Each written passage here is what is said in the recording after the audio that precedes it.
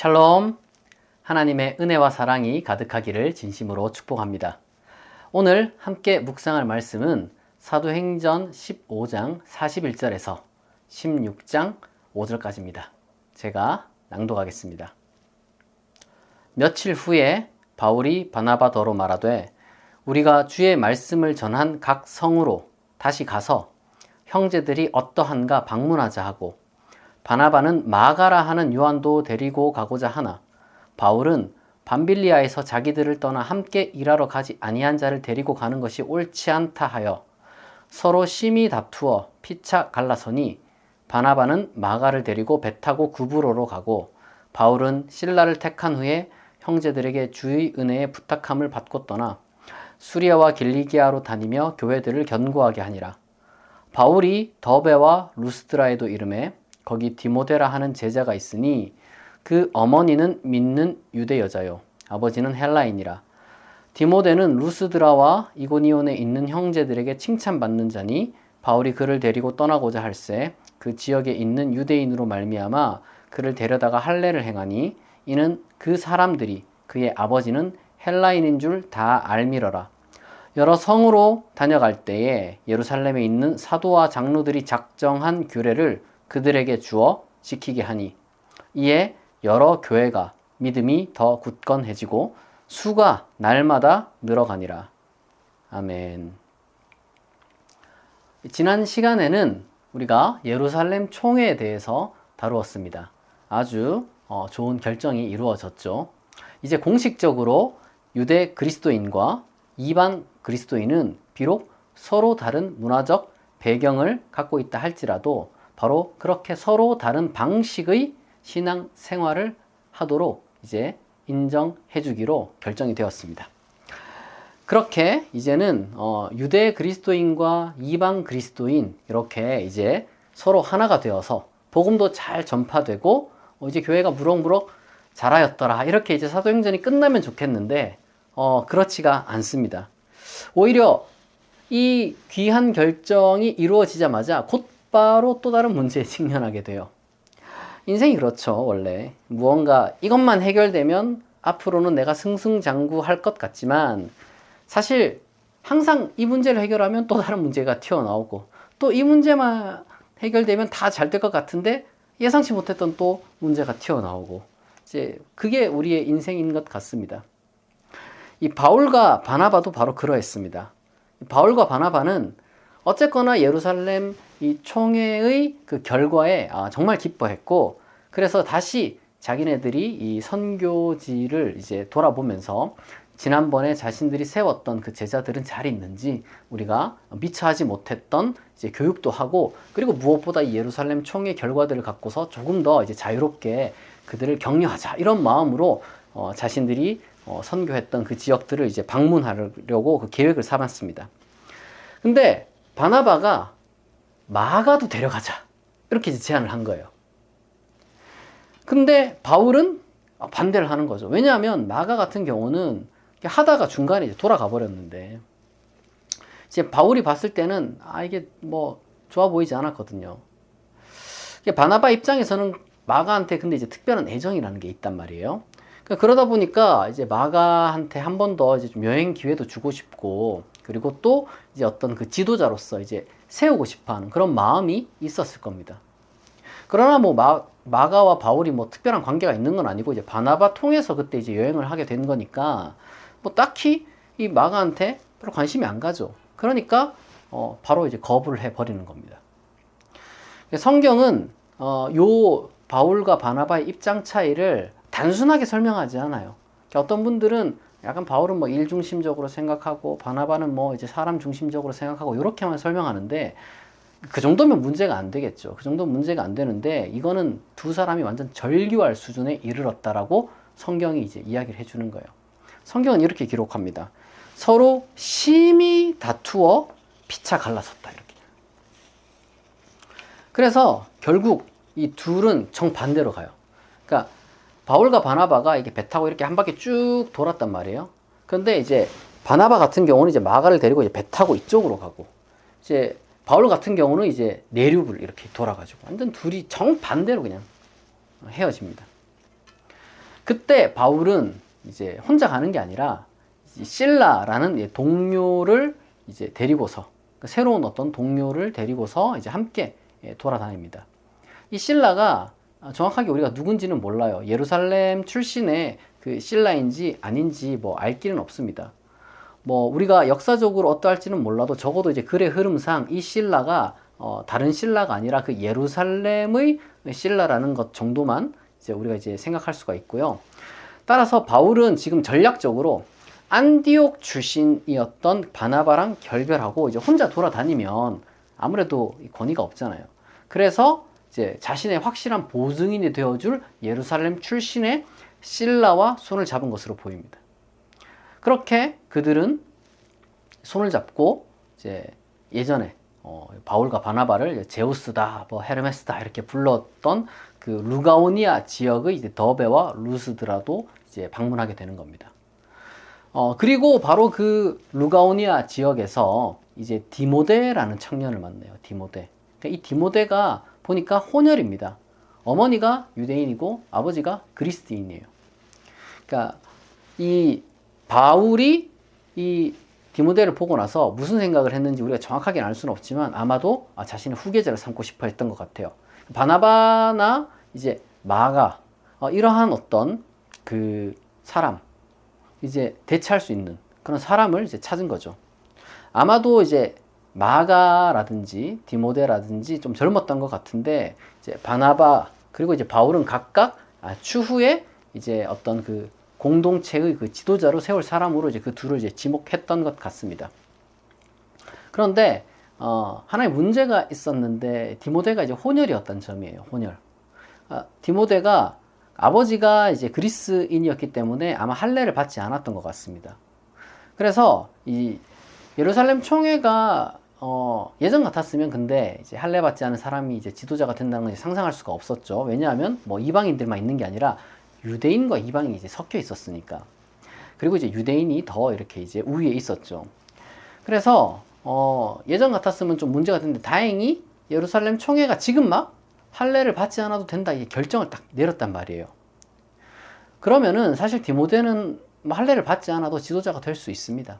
그럼에도 불구하고 바울은 디모데로 하여금 할례를 받게 합니다. 바울이 이제 고린도전서 4장 17절에 보니까 디모데를 향해서 내 신실한 아들이다 뭐 이렇게까지 이야기를 하는 거 보니까 정말 아마 바울의 최초의 후계자가 이제 디모데가 아니었겠는가 이렇게 생각을 할 수가 있는데 또 바울이 나중에 또 이제 데리고 다니는 그 청년 중에 디도라고 있어요. 이름이 비슷하죠. 디모데가 있고 디도가 있는데 디도가 나중에 이제 후계자가 이제 된 사람인 것 같아요. 근데 이제 디도 같은 경우는 어떤 식으로든지 할례 받지 말라.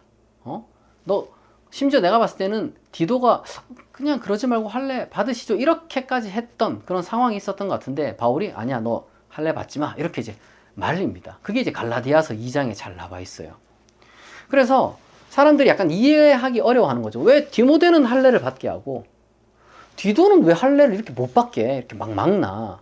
그럼 도대체 이거 지금 사도행전에서 이 이야기가 뭔가 이렇게 생각할 수가 있는데 아마도 제 생각에는 이제 디모데 같은 경우는 어쨌거나 이제 어머니가 또 유대인이기도 하고 그리고 이 전반적으로 완전히 전적으로 이제 이방이었던 사람과는 좀 달랐을 겁니다.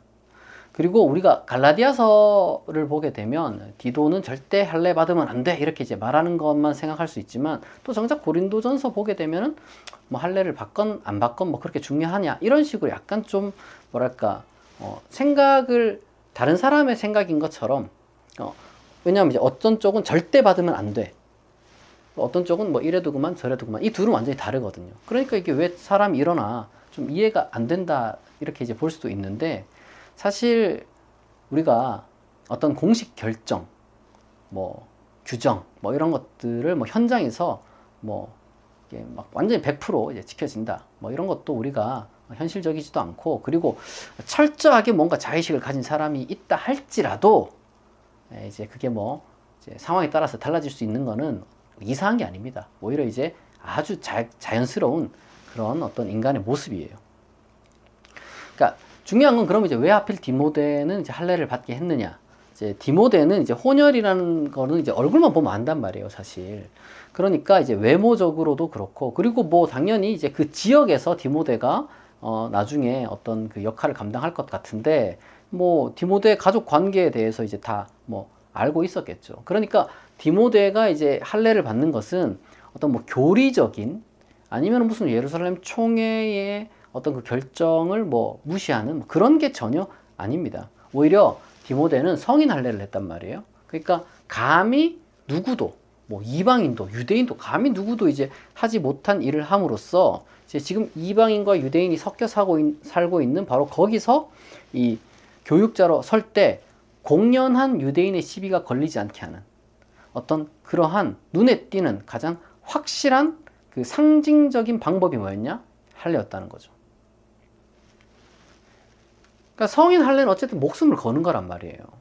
그러다 보니까 뭐 어쨌거나 무사히 마치고 나면 감히 디모데라는 사람의 권위에 뭐 제 혼혈 아니냐, 제 뭐 할례도 받지 않았는데, 그 예루살렘 총회가 어떻게 결정했든지 간에 현장은 좀 다를 수 있단 말이에요, 항상.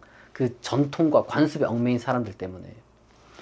그런데 이제 디모데가 할례를 받으면 이제 트집 잡을 게 완전히 사라지는 거죠. 그리고 이렇게 이제 바울과 실라, 디모데는 뭐 당장 디모데가 이제 뭐 교육자나 이제 지도자로 설 수는 없으니까 명실공히 이제 한 팀이 되어서 이제 바울이 전에 바나바와 함께 세웠던 그 헬레니즘 도시들을 이제 돌아다니면서 예루살렘 총회에서 결정된 사항도 알려주고, 그리고 뭐 이제 아마 좀 위로가 필요했겠죠. 위로도 해주고, 그리고 미처 마무리 짓지 못했던 뭐 교육도 함으로써 그들의 믿음을 굳건히 세워줬습니다. 그래서 사도행전은 이에 여러 교회가 믿음이 더 굳건해지고 수가 날마다 늘어가니라는 희망적 보고를 우리에게 들려줍니다. 이것이 오늘 우리가 읽은 이 사도행전 본문에 조금 더 깊이 있는 내용입니다. 이 본문을 통해서 우리가 두 가지 교훈을 얻을 수가 있는데요. 첫째로는 새로운 출발을 해야 된다는 거예요. 새로운 출발. 바나바와 바울이 안 싸우는 게 좋죠. 안 싸우는 게 최고죠. 베스트죠. 근데 뭐 싸웠단 말이에요, 어쨌든. 여러분, 바울이나 바나바 같은 그런 어떤 하나님의 그 복음을 전파하는 사람 정도라도 어떻게 보면 사람 하나 때문에 싸운 거 아닙니까? 그렇게 싸우는 게 사람이에요. 그런데 중요한 거는 싸웠지만 이렇게 둘은 이렇게 완전히 갈라서 가지고 선교지도 완전 반대 방향으로 이렇게 이제 움직이긴 했지만 중요한 건 서로 정죄하진 않았어요. 저주하진 않았습니다. 우린 요 정도까지만 해야 돼요. 요 정도까지만. 그렇다고 또 바울이 그러면 뭐 나 이제 더 이상 이런 일 더러워서 안 한다 이렇게 안 했습니다. 그래도 선교지 방문해야지 그 목적을 안 잊었어요. 바울은 그렇게 헤어지고 그리고 목적 의식도 잃지 않았기 때문에 바나바와 마가 대신에 새로운 파트너인 실라를 그리고 새로운 후계자인 디모데를 얻게 되었습니다. 우리가 이렇게 좌절하지 않고 목적을 향해 끝까지 나아가면요, 하나님은 우리에게 새 출발의 길을 열어주십니다. 실제로 바울과 실라, 디모데는 이제 함께 제2의 선교를 이제 하게 돼요. 아시아가 아니라 이제 유럽으로 나아가게 되는 거죠. 우리가 서로 싸울 수 있습니다. 서로 뭐 갈라설 수도 있어요. 그러나 우리가 다름을 정죄해서는 안 돼요. 다름을. 그리고 우리가 더 중요한 게 뭐냐면은 사실 헤어짐을 금기시해서도 안 됩니다. 그러니까 우리가 항상 그리스도 안에서 하나가 된다는 것이 무조건 무슨 24시간 내내 생각 똑같이 하고 붙어 있고 이게 아니에요. 다름을 인정하고 헤어지는 것도 그리스도 안에서 그냥 뭐 떨어질 수 있는 거 아닙니까? 서로를 저주하고 정죄만 하지 않으면 되는 거예요. 그리고 무엇보다 새 출발을 두려워해서는 안 됩니다, 여러분. 새 출발을. 이거 헤어졌어요. 이렇게. 그럼 이제 하던 일을 때려치우겠다. 그렇게 여러분 하시면 안 됩니다. 우리가 다름을 정죄해서도 안 되고 헤어짐을 금기시해서도 안 되고 새 출발을 이제 두려워해서도 안 됩니다. 만약 우리가 그렇게 한다면요, 우리는 성장할 수도 없고, 그러니까 우리는 또 행복할 수도 없고, 그리고 무엇보다 그러면 미래가 밝혀지지 않아요. 우리가 정말 최대한의 선함을 갖고서, 그리고 지혜를 갖고서, 또한 용기를 갖고서 새 출발을 할 수 있어야 됩니다. 그리고 두 번째는 이제 전략적 실용성이라는 건데요. 바울이 보기에 디모데는 사람이 참 괜찮았다 봐요. 주변 사람들도 평판도 좋고, 바울이 자기가 봤을 때도 훌륭했나 봐요, 디모데가. 그러니까 모든 면에서 다 지도자 자질이 이제 충분했던 것 같습니다. 다만 디모데에게 약점이 있었죠. 무할례 잘하는 거, 할례를 받지 않은 사람이라는 거. 그래서 예루살렘 총회 결정도 있었고, 굳이 할례 안 해도 된다. 그리고 바울 자기만의 어떤 확고한 어떤 신학이라는 게 있었죠. 할례가 뭐 구원을 주는 게 아니다, 뭐 이런 거. 그럼에도 불구하고 디모데에게 할례를 받게 했습니다. 왜요? 뭐 교리적인 사상이 바뀌어서? 그런 게 아니죠. 아니면 뭐 교회에 뭔가 좀 잘 보이려고? 그러니까 어쨌거나 결정은 그렇게 내렸지만 그래도 그렇게 하면 예루살렘 사도들이 좋아할까봐 바울이 그랬을까요? 그게 아니죠. 오로지 현장의 목적에 충실했기 때문입니다. 현장의 목적에. 현장의 목적이 뭡니까? 복음 전파 잘하고 이제 뭐 교육하는 거 아닙니까? 거기에 집중해야 되는데 별것 아닌 걸로 바울이 봤을 때는 아무것도 아니에요, 이거. 근데 아무것도 아닌 걸로 자꾸 트집 잡히면은 복음도 전파가 안 되고 뭐 교육도 안 된단 말이에요. 물론 사람들 사이에서 이 할례가 본질적인 것이다라고 막 주장을 하면 바울은 그거를 그냥 신랄하게 비판합니다. 할례 아주 그냥 심지어 극단적 표현을 써가면서 할례는 받으면 안 된다까지 막 이야기를 합니다. 근데 지금 뭐 바울이 디모데에게 할례를 받게 한 것은 그런 정도는 아니었고, 그냥 이제 디모데라는 사람의 그 권위가 문제가 생길까봐, 복음 전파에 문제가 생길까봐, 그래서 이제 특별 케이스로서, 쉽게 말해서 디모데는 특별 케이스예요, 특별 케이스. 그래서 이제 그렇게 했다는 거죠. 불필요한 갈등을 줄이기 위해 바울과 디모데가 그렇게 했다는 겁니다. 뭐 교회 결정이나 여러분 뭐 교리라는 게 중요하죠. 그게 안 중요하다는 게 아닙니다. 교회가 뭐 결정한 것, 뭐 심사숙고해서 한 걸 거고, 교리도 아주 성경을 잘 연구해서 이렇게 만든 걸 거예요. 근데 여러분 중요한 목적을 여러분 잊으면 안 돼요. 모든 그 현장과 현실을 고려한 뒤에 뭐 교회가 뭔가를 결정하고 이제 또 이제 교리가 나오는 게 아니라는 걸 우리가 기억을 해야 됩니다.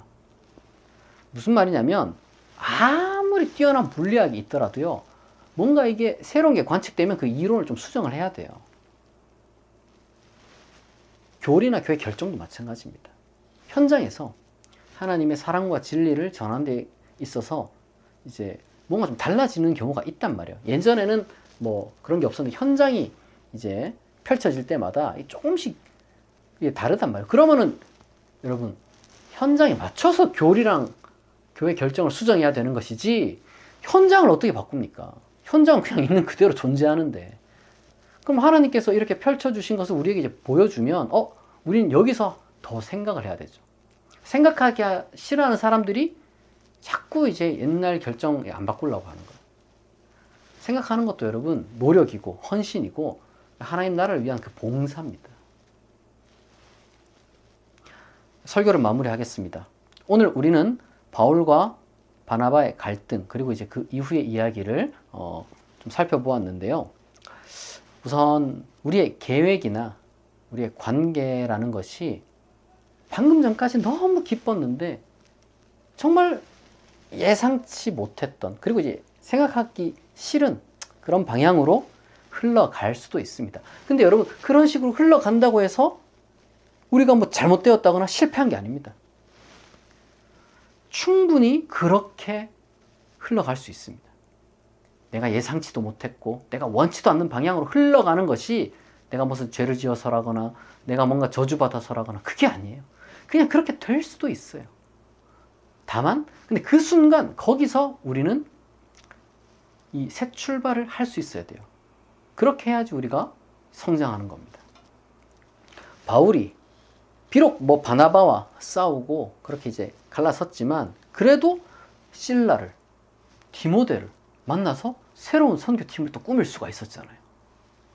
그런 것처럼 우리도 비록 내가 원치 않고 예상치 못한 그런 방향으로 흘러간다 할지라도 거기서 여러분 좌절하거나 당황하거나 낭망하거나 여러분 정말 실망하지 말고 하나님께서 지금 나에게 새로운 지혜와 새로운 용기와 새로운 기회를 주시는구나.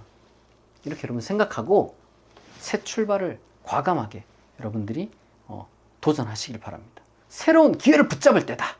이렇게 여러분들이 생각하고 지금 앉은 자리에서 일어나시기 바랍니다. 그리고 동시에 디모데의 할례 사례에서 우리가 이제 볼 수 있는 것처럼 때로는 더 큰 목표를 위해서, 사실 정확하게 말하자면 더 본질적인 목표를 위해서 우리는 유연하고 그리고 실용적인 접근을 해야 되는 겁니다. 결국 중요한 거는 우리의 궁극적 목적이 뭐냐는 거예요. 궁극적 목적. 바울과 그의 동료들이 결국에는 이 여러 교회가 믿음이 굳건해지고 수가 날마다 늘어갔다. 이제 이러한 어떤 결과를 이제 만들어냈잖아요. 그 이유가 뭡니까? 목적을 잃지 않았기 때문에 그래요. 목적을. 이런 식으로 증가한 게 무슨 사이비가 증가하더라, 뭐 타락하더라 이렇게 묘사 안 하잖아요. 그냥 교회가 늘어났더라. 믿음이 더 굳건해졌더라. 긍정적으로 평가하잖아요. 우리가 교회 결정도 중요하고 교리도 중요하지만 하나님의 그 본질적인 뜻, 하나님의 그 나라, 정말 사람을 사랑하고 이웃을 사랑하고 그렇게 이제 우리가 만들어가는 그 세상을 우리가 추구할 때 하나님께서 정말 우리에게 지혜도 주시고 더 풍성한 열매를 또한 맺을 수 있게 하실 것입니다. 우리가 이처럼 사명을 따라서 나아갈 때 그 과정 중에 갈등이 있을지라도 서로 여러분 정죄하지 않고 그리고 지혜롭게 대처하며 무엇보다 위기와 낭망의 순간에도 이제 하나님이 용기를 주시고 그리고 또한 길을 예비하셨음을 믿고 새로운 출발을 함으로써 결실을 거둘 수 있는 저와 여러분이 되기를 진심으로 축복합니다.